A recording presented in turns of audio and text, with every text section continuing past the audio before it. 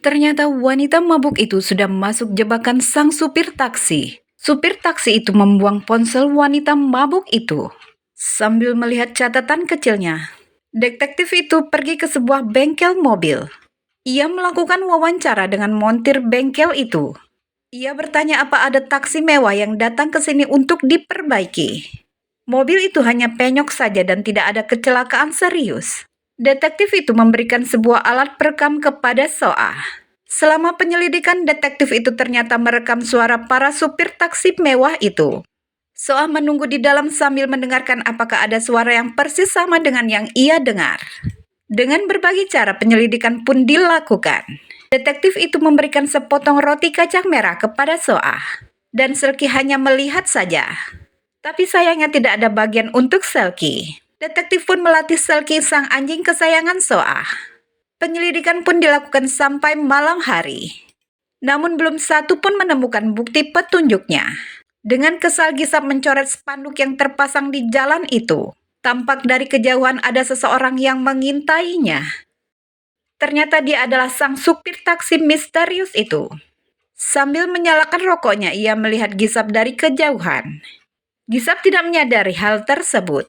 Ia masih dengan aksi coret-mencoretnya. Supir taksi itu tetap mengintainya dari kejauhan. Kemudian ia meninggalkan tempat itu. Supir taksi itu pun mengikutinya dari belakang. Di dalam mobil tampak Soa sedang termenung. Ternyata Soa sedang memikirkan anak muda itu. Detektif itu membuka jendela mobilnya. Soa pun jadi teringat ketika ia membuka jendela mobil taksi misterius itu. Detektif pun bertanya, apakah aku mengejutkanmu? Detektif menjelaskan kalau mobil ini berjenis hatchback. Mobil jenis ini antara kursi belakang dan bagasi biasanya terpisah. Oleh sebab itu jika membuka jendela akan mengeluarkan suara. Soa mengatakan bahwa taksi itu pun mengeluarkan suara yang sama. Berarti taksi itu berjenis mobil hatchback. Detektif mengatakan bahwa tidak ada taksi yang berjenis hatchback di kota ini. Di kejauhan supir taksi itu memarkirkan mobilnya. Sampailah Gisap di tempat di mana ia bekerja. Ia menyerahkan helmnya kemudian bersiap-siap untuk pulang. Supir itu pun turun dari mobilnya. Dari kejauhan ia membuntuti Gisap. Gisap pun tidak menyadari itu. Sambil berjalan, Gisap sedang menerima telepon dari temannya. Temannya menanyakan apakah hadiah itu sudah didapatkannya. Gisap pun menjelaskan bahwa hadiah itu tidak didapatkannya. Tanpa disadari Gisap, sang supir taksi tetap mengikutinya dari belakang.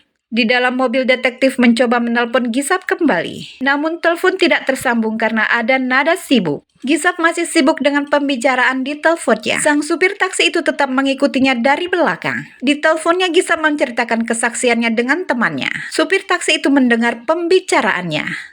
Kemudian ia berhenti dan mengingat kembali kejadian tabrak lari itu. Ternyata supir itu sadar bahwa pemuda itu juga merupakan saksi kunci tabrak lari yang ia lakukan. Malam itu dengan membawa payung, pemuda itu melihat semua kejadiannya. Dari jarak jauh, supir itu masih menyaksikan Gisap sedang berbicara di telepon. Setelah selesai berbicara di telepon, Gisap pun berhenti dan menoleh ke belakang. Tampaknya ia menyadari kalau ada seseorang yang mengikutinya. Kemudian dengan langkah cepat ia melanjutkan perjalanannya lagi. Gisap pun berhenti karena ia mendengar langkah kaki di belakangnya. Gisap pun menoleh sebentar kemudian ia berjalan lagi. Akhirnya dengan langkah cepat Gisap berjalan menyusuri lorong sempit itu. Ketika tiba di belokan gang, Gisap pun langsung berlari ketakutan. Supir itu pun mengejarnya dari belakang. Gisap berlari masuk ke lorong-lorong yang sempit. Tetapi sang supir tetap masih mampu mengejarnya.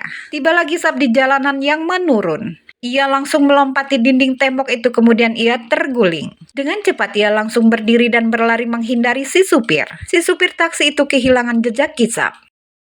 Akhirnya Gisap menemukan tembok dan melompati pagar tembok itu sekali lagi dan langsung bersembunyi di sana. Di balik tembok itu sang supir taksi masih mencari Gisap. Akhirnya supir itu meneruskan lagi pencariannya. Di balik tembok Gisap mengintip siapakah yang membuntutinya. Tiba-tiba ponsel Gisap berdering.